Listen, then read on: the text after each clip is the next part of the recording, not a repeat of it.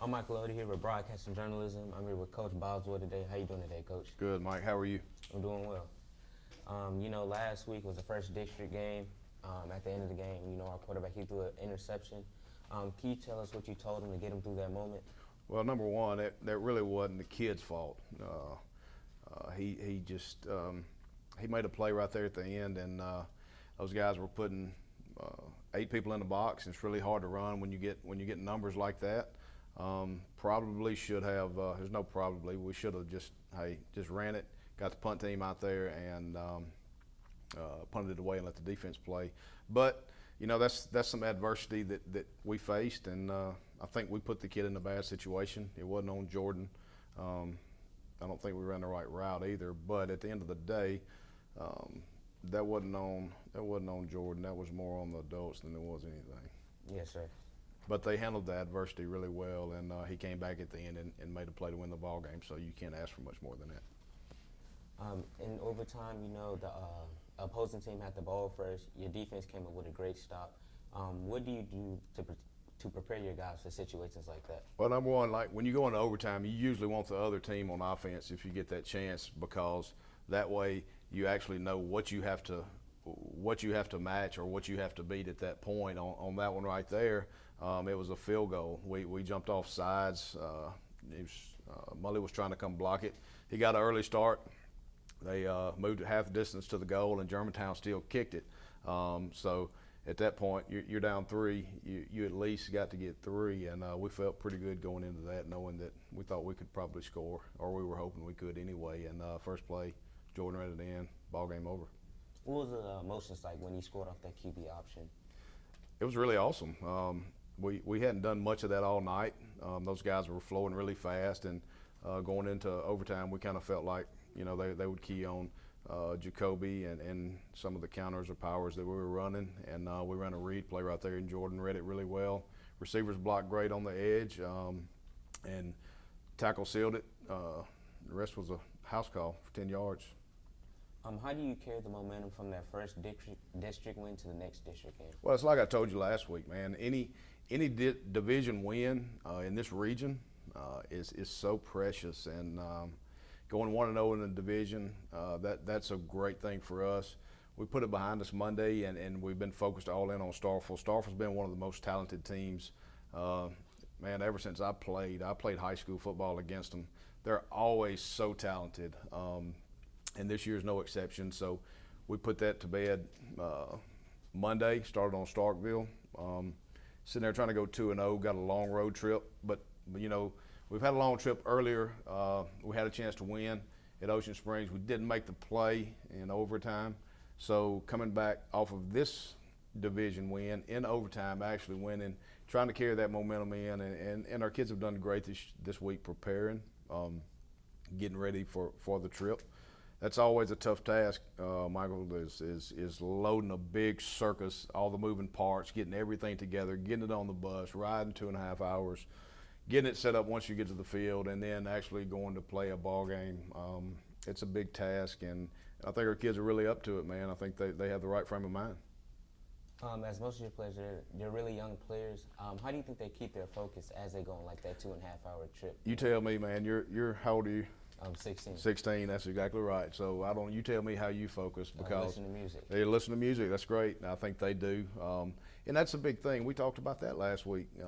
It's just so many things pulling at these athletes, and they have to do a really good job of, number one, doing their schoolwork. Number two, keeping their nose clean in the building, out of school, practice, and just focusing on the task at hand. Nothing else matters, First play of the ball game, we talked about it's on the back of our shirt, one play. Man, we're focused on the first play, whether it's kickoff return, whatever that may be. That's what they have to focus on, and then flip to the next play as soon as it's over. And they do a really good job of it. We're getting younger every week. We're going to have Taylor Dennis, which is a senior. He'll be out this week, so we're replacing him with another sophomore. I think that's up to about 8 sophomores that are actually starting and playing. So that's really good. Those guys are getting playing time, but at the same time, we're asking a lot of those guys. You know what I'm saying? Yes, sir. So kids have handled it really well. I think they're getting better each week, and that's what you want to do. That's kind of like last year.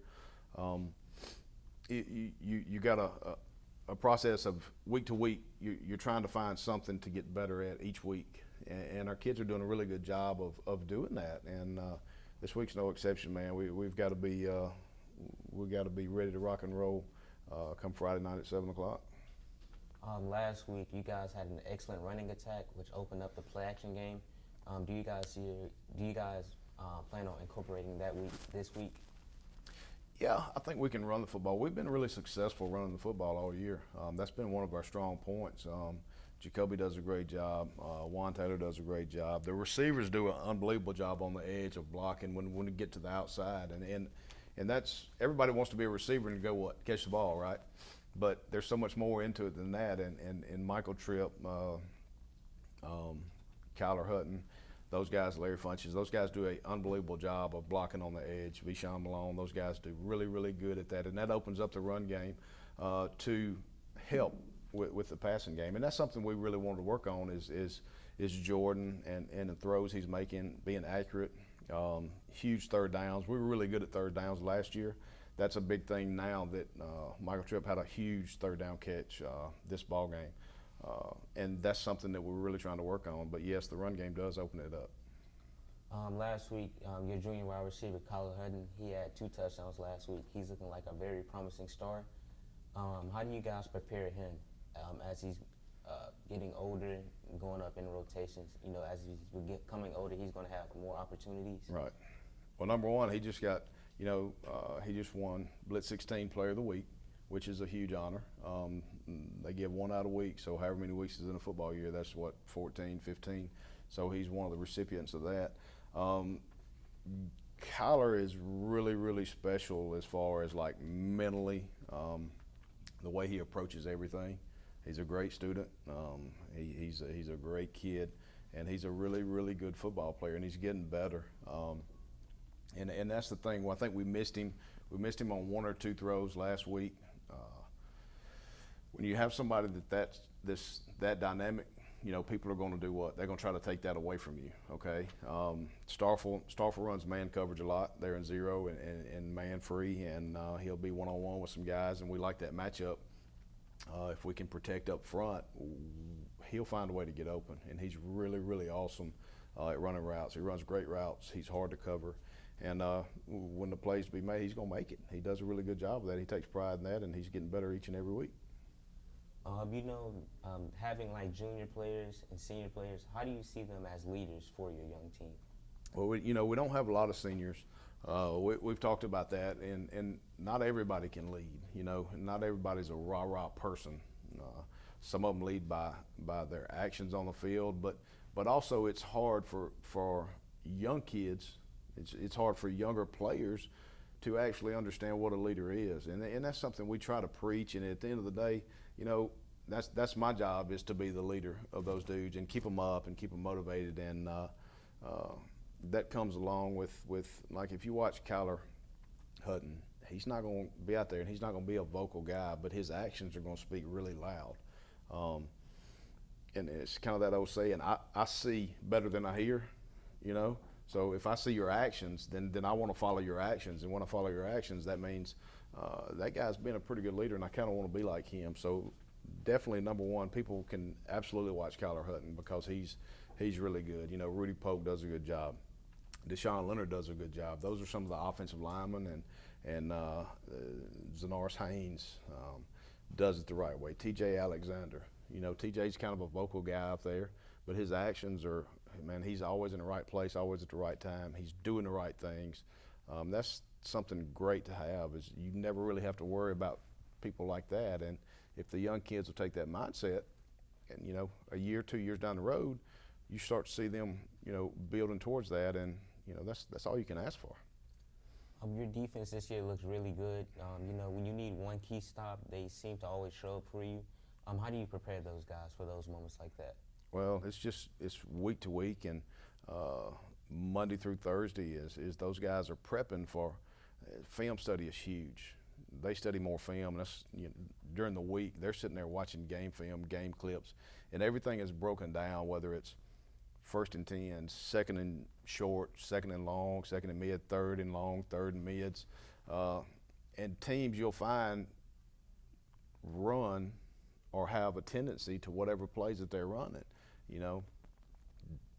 90% accurate, that's pretty good indicator. So if it's 3rd and 7 plus for Starkville, it's a pretty good chance the ball's fixing to go in the air. And those guys prepare like that week to week, and like I said, 3rd downs are huge, man. And our guys prepare like that. But if you watch film, all the film we watch, there's something that's really becoming a lost art, and I think that's tackling. I don't think anybody tackles good anymore, and that's us. That's teams we play. You'll see 1 or 2 guys miss the tackle, 3 or 4, and then that's something that's you got to keep. Number one, you got to be healthy. It's really hard when you get to this point of sitting there grinding and banging on each other week after week after week. Then you go play a very physical ball club. So tackling it's getting to be a lost art, man, and we definitely have to get better at that. But as reps come, as games come, as situations that we were put in, as we go through stuff like that, our kids do get better, and they've been pretty good on some big stops, like the overtime stop. That was huge. Little running back they had, number 1, is really, really good, and they had a good offensive line, and our guys did a really good job of gutting it out and holding them out of the end zone. As you guys continue to play more district games, do you think that will build their confidence more? Yeah, it has no choice, man. We play in the toughest region in the southeastern United States, I think. Yes, it will give them confidence, and that's the thing about it. The month of October, we've got 5 ball games in October, and they're all 5 huge division ball games, and it starts with Starkville, and that's as far as we can go. That's all we're looking for. But somehow you got to grind it out through the month of October in hopes of saying, okay, let's get a little extension on the end of our season and see. But number one, we got to worry about Starkville, and that's all we can worry about at this point. All right, thank you for the interview, Coach. Absolutely. Thanks a lot, Michael. Appreciate it.